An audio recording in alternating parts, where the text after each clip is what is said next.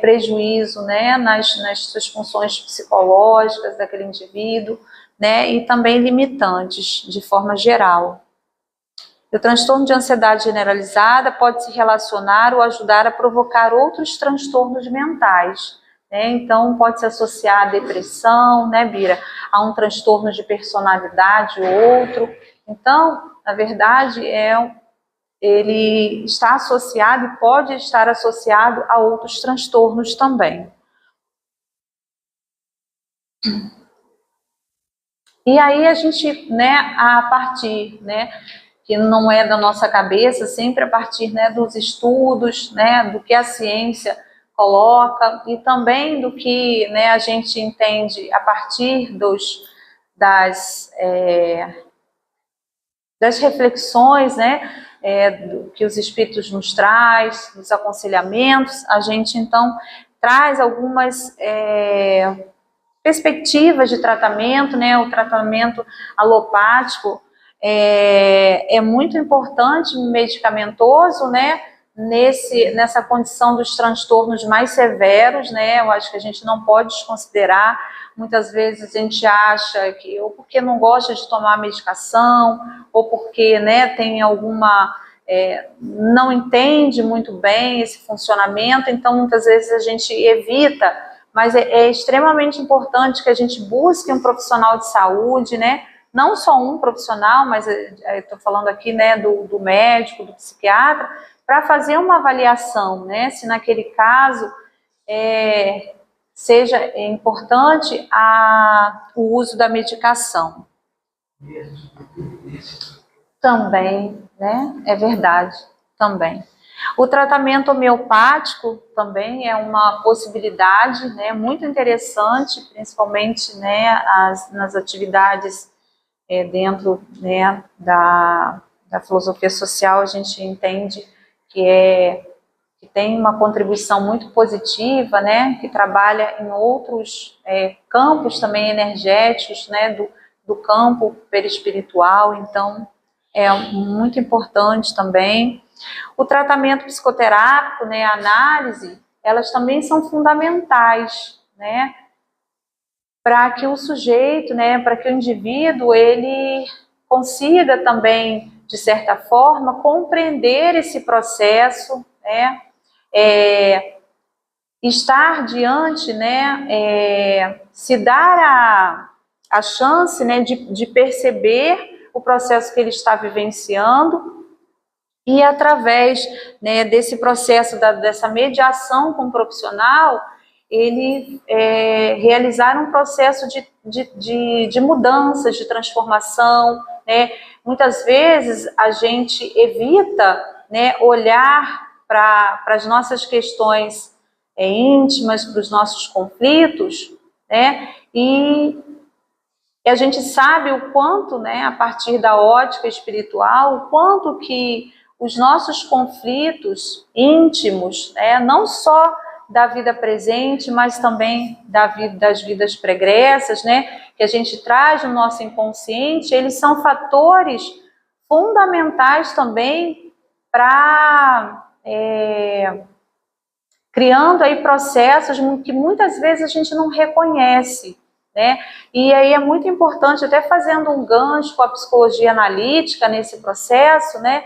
E onde um dos conceitos que Jung trabalha é o conceito de sombra, né? Então, muitas vezes essas questões, a sombra é tudo aquilo que a gente não identifica, principalmente as projeções, né, que a gente normalmente projeta no outro, ou seja, normalmente as nossas dificuldades, aquilo que a gente não reconhece como, às vezes, defeitos, como aquilo que a gente não reconhece por ser algo ruim, né, e que a gente sabe, até pelo contexto social, que aquilo é prejudicial, mas que a gente ainda tem introjetado em nós, mas que a gente acaba negando, né, porque a gente não quer reconhecer esse aspecto. Mas aí é interessante que tem uma fala da Joana, que é bem interessante lá na frente, porque é de importância fundamental que a gente reconheça as nossas sombras. E a sombra, né, o Jung diz que nem sempre a sombra é ruim, porque às vezes também na sombra estão processos nossos ainda que de aspectos positivos, de potencialidade que não vieram à consciência, ou seja, que não são executados por nós.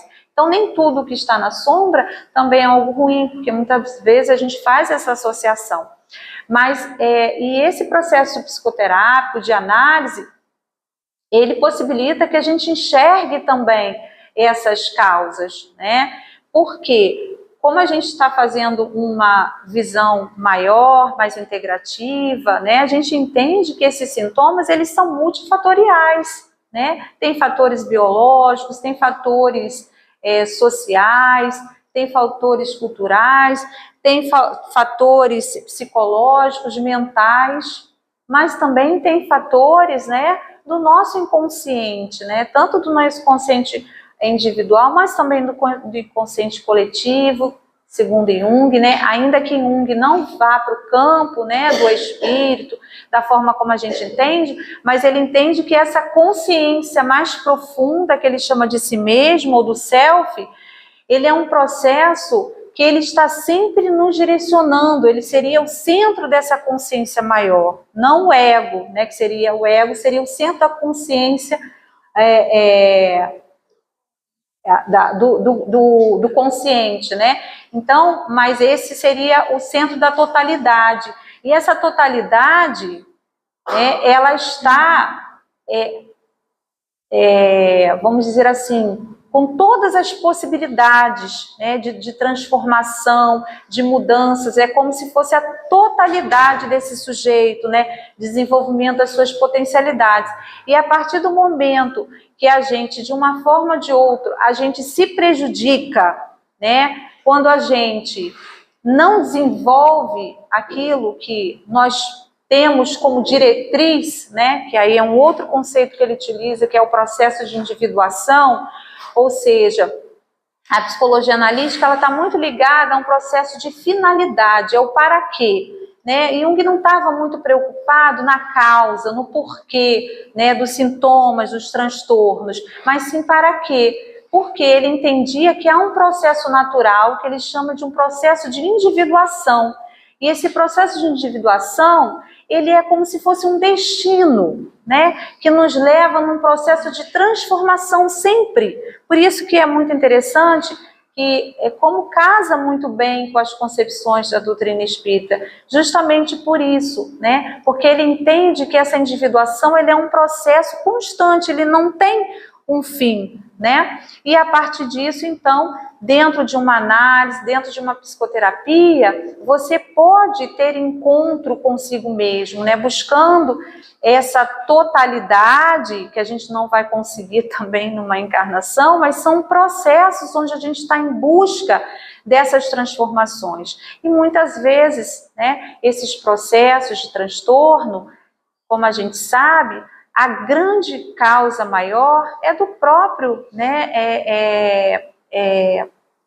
são prejuízos, né, que a gente vem causando pelas nossas desconexões, né, seja desconexões com as leis divinas, né, seja desconexão com a nossa própria consciência, seja desconexão com o nosso processo, né, do afastamento desse si mesmo que Jung coloca, né? Então, a gente vai criando ali conflitos que ele chama muitas vezes não, né? Ele denomina de complexos, que são esses núcleos energéticos que vão se formando a partir de conflitos que a gente vai vivenciando no nosso processo psíquico e que vai causando, então, esses núcleos energéticos que vão interrompendo o que ele chama de libido. Diferente de Freud, para ele a libido não é só meramente uma energia sexual, mas uma energia que é um fluxo, né? É um fluxo recorrente, que é um fluxo progressivo. Então, quando a psique ela está saudável, ela vai num fluxo progressivo. Mas quando essa psique não está saudável, quando esses complexos tomam forma, e muitas vezes não é o indivíduo que está agindo, mas os complexos que tomam a consciência desse sujeito, o que acontece é que vem os transtornos, né? E que vem tudo isso. E aí a gente fazendo meio que um paralelo com a culpa, né? Porque o transtorno acaba também fazendo esse processo, de certa forma, de colocando esse indivíduo, né? Num contexto de um viés mental negativo, né, da mente, ele fica preso ao medo e incerteza, que também faz emergir, né, a sombra da culpa, né? E aí a gente está fazendo uma associação aqui com a questão, a gente vai avançar um pouquinho, com a questão da culpa no sentido do transtorno, que muitas vezes ocorre, porque esse sujeito, ele está trazendo, ele entende que ele está trazendo prejuízo para si, mas ele entende também que ele está trazendo prejuízo para outros, né? E ele começa a se cobrar, e muitas vezes ele entra num processo de culpa que pode acarretar uma depressão, né? Uma baixa autoestima e outros processos também de transtornos. Perceber isso que foi errado ali, ou não pode controlar, e que o comportamento causa preocupação para os outros, intensifica ainda mais. Acho que ficou ali bem truncado, gente. Acho que eu errei alguma coisa na escrita. Então, ele acho que está querendo dizer que controlar esse comportamento causa preocupação, mas isso destrói sentimento desconfortável e destrutivo. Ele entende, né? A gente acaba entendendo que é um sentimento destrutivo, né? E é um sentimento desconfortável, no entanto, e ele começa, de certa forma, também a se autopunir, né? Se autoculpar por esse processo. E a culpa também, ela causa inquietação, ela causa dúvida, né? Vergonha, e pode desencadear condições como depressão e ansiedade generalizada. Até aí a gente está falando mais do aspecto, né, mais científico. Pode se manifestar de forma física, causando também tensões muscular, problemas de sono ou distúrbios gastrointestinais, e também está relacionada a condições de saúde mental, como depressão e ansiedade. Vejam que está sempre tudo muito, né, relacionado. É fundamental reconhecer os comportamentos equivocados e buscar reparação, perdão, né, nesse processo. E só esse indivíduo, né, ou seja, somente a gente vai poder fazer esse processo. É claro que num caso de transtorno mais grave, a gente vai sempre precisar, e é muito importante que a gente alinhe outras condições de tratamento, né, de terapias, de ajuda muitas vezes medicamentosa, mas sempre vai ser importante reconhecer os nossos comportamentos, né, que padrão de comportamento muitas vezes a gente está, né, do que a gente está nos afastando. Será que a gente está nos afastando dessa totalidade que eu falei que Jung fala, né, do nosso processo de individuação, acarretando ali uma série de complexos, né, que a gente precisa, que Jung chama, que é necessário a gente fazer a integração desses complexos, e a gente só faz isso reconhecendo, e principalmente nos auto-perdoando, porque é um processo de perdão que não é do outro, né? Mas não é um perdão, que eu vou chegar um pouquinho mais à frente, de uma desresponsabilização, né, que a Joana fala, mas de um processo consciente e responsável. Eu tenho que correr, né? E já que eu já trouxe um pouquinho, né, do entendimento da mentora Joana de Ângeles, que ela diz que há duas causas psicológicas da culpa, né? Que ela diz que procede da sombra do passado, né? E quando ela fala de sombra de passado, é de uma imensidão, né? Cada indivíduo é um indivíduo, né? A gente tem no nosso processo reencarnatório, né, uma série das nossas existências pregressas, uma série de vivências, uma série de experiências que a gente muitas vezes passou por momentos, né, dolorosos, momentos de muito sofrimento, né? Momentos bons também, óbvio, mas esses momentos de sofrimento que impactou mais o espírito, ele fica no nosso inconsciente, ele pode vir em forma de sombra, ou seja, a gente não sabe de onde vem, por que a gente está sentindo, mas a gente está sentindo. Então, por isso que o processo terapêutico também é muito importante, né? E ter esse conhecimento também do espírito imortal que somos. Então, ela diz, procede da sombra do passado, da consciência que se sente responsável por males que haja praticado em relação a ontem, e a quem tem sua origem na infância, como decorrência de educação que foi ministrada.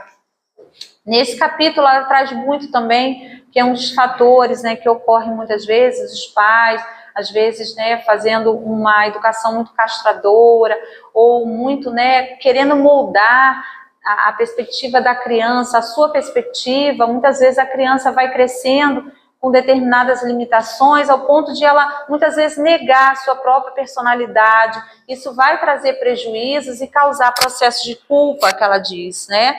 E ela fala também que a culpa é resultado da raiva que alguém sente contra si mesmo, voltada para dentro, em forma de sensação de que algo foi feito erradamente, né? Então, é o processo onde a gente identifica os nossos erros, né? E é importante que a gente identifique. Só que assim, a gente tem que avaliar se a culpa, de fato, ela vai trazer algo positivo para a gente, né? É importante a gente reconhecer, e o remorso, ele vem para isso. Mas a gente vai ficar naquele remorso ou a gente vai dar um passo adiante, né? A culpa é resultado da raiva que alguém sente, ali. E aí ela fala que o remorso, ele gera identificação com o erro, né? Então, você errou, você percebe que você errou, em vez de você buscar uma solução ou se responsabilizar, né? Ou buscar superar ou pedir perdão, enfim, se colocar nesse processo de responsabilização, você se afunda naquele processo do remorso, né, e que pode desencadear outros tantos transtornos, gera conflitos em forma de culpa, gera angústia e promove também a autopunição, né? Então a gente fica ali naquele processo de autoculpa, né, se culpando. Reprimir a culpa, tentar ignorá-la é tão negativo quanto aceitá-la como ocorrência natural, sem discernimento da gravidade das ações praticadas, né? Ou seja, a gente nem reprimir, nem ignorar, né? Mas aceitá-la como ocorrência natural. Também sem discernimento da gravidade, também é algo que não que é prejudicial, ou seja, a gente tem que ter, né, a gente tem que ter a consciência de que a gente errou, né, porque a gente está imerso no processo de aprendizado, né, e as leis divinas, elas são pedagógicas, elas não são punitivas, né, a gente tem que ter sempre isso em mente, e que a gente erra enquanto ser humano, né, também. Então, determinados acontecimentos têm lugar não porque sejam desejados, mas porque sucedem dentro dos fenômenos humanos. Nós não somos humanos, então também, né, estamos sujeitos a erros. Entretanto, a consciência aturde-se, aflige-se e procura mecanismos de autopunição, encontrando a culpa a melhor forma de descarregar o conflito. Né, aquele processo que é natural, que a gente falou da individuação, que ocorre natural, em vez de ele procurar um processo saudável, né, ele vai descarregar no complexo, então, que vai gerar um conflito. Desde que a paz e a culpa não podem conviver juntos, porque é impossível, né, gente? Ou a gente fica num sentimento ou fica no outro, porque uma elimina a presença da outra. Torna-se necessário o exercício da compreensão da própria fraqueza, para que possa a criatura libertar-se da dolorosa injunção. E está no livro Conflitos Existenciais. Posso ler só uma que eu tirei aqui do livro, Stein, que é o autor, e ele fala o seguinte no sentido da individuação. Por essa afirmação, podemos concluir que Jung considerava a individuação um processo de toda uma vida, consistindo em remover e trazer à consciência uma imensa quantidade de material do inconsciente. Todas as introjeções e identificações que compõem a identidade inconsciente com objetivos e pessoas que acumularam durante toda a vida. Né? Lembrando que o olhar dele até certo ponto. O imperativo, a individuação, portanto, nunca chega a um remanso definitivo em que possa dizer, acabou-se. Trata-se de uma obra contínua que nunca chega ao fim, nunca se conclui. E aí, fazendo um paralelo, né, que a gente aprende nos princípios da filosofia espírita, é exatamente a evolução, né? Então, porque Deus nos dá essa oportunidade de aprendizado, de evolução, e na verdade a gente está sempre nessa busca, né? E o processo de individuação é esse, é um processo que é interno, que a gente faz essa busca de autorrealização, de autotransformação, né? E que a gente está imerso. E quando a gente muitas vezes se coloca ali numa postura desequilibrante, conflituosa com tudo que a gente tem desse logos maior, desse si mesmo, né? Dessa espiritualidade, dessa consciência maior, que seria a totalidade, a gente se desvirtua, né? E a gente cria os conflitos existenciais. Vou destacar uma fala da Joana, né? Quando ela coloca que os conflitos, né, os erros, né, que esse processo que nos trazem a culpa, que a gente foi o foco da nossa atenção, a ansiedade, são processos, né, de vivências humanas, né? Então, a gente precisa sempre considerar que, primeiro, nós somos espíritos imortais, é isso que a gente pelo menos acredita, né? E a gente tem como norte. Então, os nossos processos conscienciais, eles são processos que eles se dão ao longo das encarnações, né? Óbvio que a gente, quando a gente está em determinada sociedade, a gente recebe aquilo que é de formação, né? E do entendimento social, da cultura, né? Mas cada indivíduo, ele também tem o seu processo que é individual, de internalização, né? Daquilo que ele conseguiu absorver, daquilo que ele traz. Então, por que é importante a gente fazer essa relativização, né? Porque às vezes a gente comete, todos nós cometemos, né? Porque senão nós não estaríamos aqui. Então a gente comete erros, comete equívocos, né? Né? De forma, às vezes, não tanto quanto a gente ocorreu anteriormente, porque, como a gente falou, a gente vai ganhando uma consciência maior, mas esses processos, eles são naturais. O que ocorre conosco, muitas vezes, é que a gente se pune de uma forma tão dura e tão radical, né, que isso nos traz muito sofrimento. E a gente não consegue se auto-perdoar, porque na realidade é isso, você consegue reconhecer, nós conseguimos reconhecer que lá atrás a gente pensava de uma outra forma, a gente não tinha o conhecimento que a gente tem hoje, e por que a gente faz isso de uma forma tão rigorosa com a gente mesmo?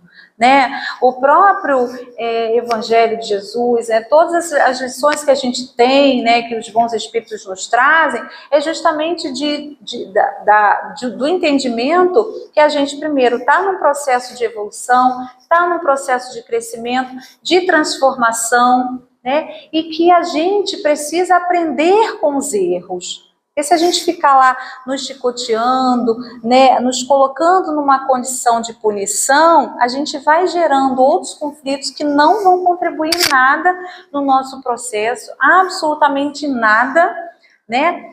Porque a gente às vezes faz uma imagem, isso está muito carregado, Joana fala disso um pouco, sabe, Bira? A gente está muito carregado daquela tradição do pecado original, né, que a gente traz dessas religiões mais ortodoxas, e que a gente, querendo ou não, isso está introjetado dentro da gente. E a gente faz esse processo, às vezes até inconscientemente, porque a gente passou durante, às vezes, tantos, né, milênios se colocando nesse lugar, que a gente vai se autoflagelando, né? Mas esse lugar, ele realmente não colabora com nada, né? E a gente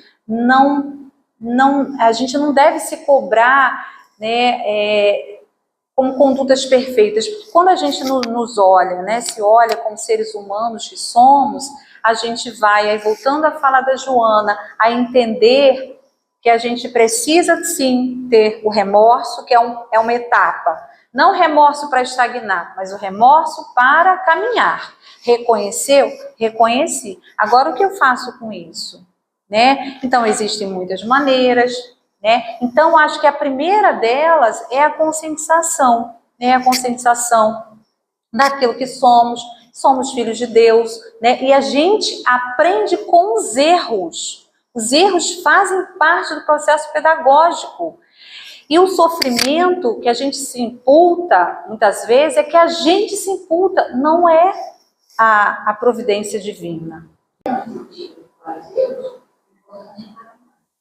A minha foi uma coisa interessante. Ela falou levanta, Sacode, dá a volta. Tivemos prazeres, somos pessoas normalmente erramos, com certeza, tem muitas dificuldades. Sim, faz parte do processo humano, né? Melhorar agora adiante. Exatamente, Wanda.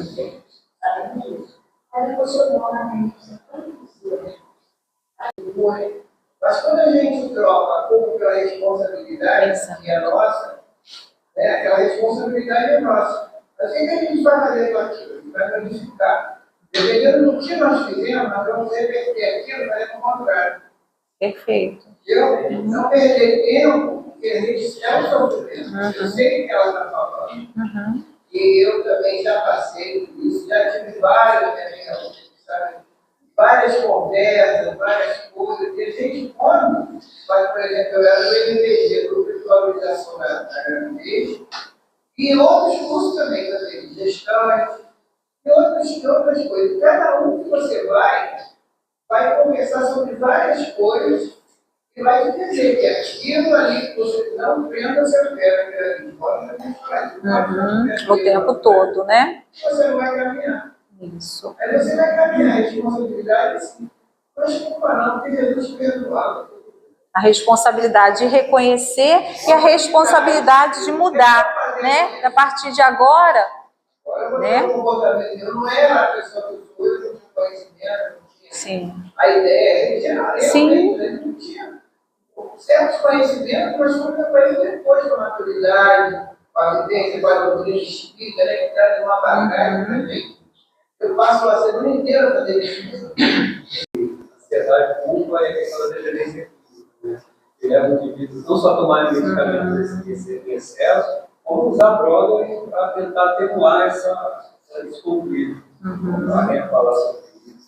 Sim, eu acho que você colocou bem, né? São componentes, a gente até usou aqui algumas questões, mas não direcionadas para a dependência, mas a dependência certamente é algo que coloca, né, essa pessoa também nesse lugar, muitas vezes, né? Porque por mais que ela esteja vivenciando aquele processo, né, que ela não consegue ter o controle, que ela, né, gostaria até de superar, mas muitas vezes não consegue pela questão da dependência, enfim, e dos desafios que ela se apresentam a ela, a tendência é que muitas vezes, né, ela fique nesse lugar de culpa, né? Então, assim, acho que é um processo que de fato esse indivíduo, né, que passa por esse processo, ele sofre pela questão da dependência e, né, acaba gerando outros conflitos maiores e podendo também se traduzir mais tarde até em transtornos, né? Então, acho que, assim, como núcleo central, vamos dizer assim, o Bira, né, assim, mais colocando como uma possibilidade, né, não a partir do que a gente acha, mas a partir tanto das recomendações da psicologia, da psiquiatria, né? É importante que a gente busque as ferramentas que estão disponíveis, né? Seja no processo de medicação, quando há necessidade, de forma criteriosa, de uma boa avaliação, seja nos processos psicoterápicos, né, de análises, seja num processo, né, de outras abordagens integrativas, outras terapêuticas, né, como reiki, como florais, né, como a dança circular, por exemplo, né, que é um processo que certamente, né, ajuda esse indivíduo a liberar energia, né, a se reconectar, né, a estar em comunhão, né, buscando outros focos, né, outras interações que tirem esse sujeito, né, essa pessoa dessa condição, né, que muitas vezes ele fica preso, muitas vezes por não ter alternativas, não ver, né, não vislumbrar outras oportunidades. E o processo, né, final, assim, de tudo isso, claro, tem outras terapias, como a acupuntura, por exemplo, outras abordagens integrativas, a própria meditação, o mindfulness, né, que é você desenvolver aquela atenção plena naquele processo para tentar, né, buscar ali superar aquele processo da ansiedade, que também vai ajudar muito, mas também não esquecer que nós somos espíritos imortais, né?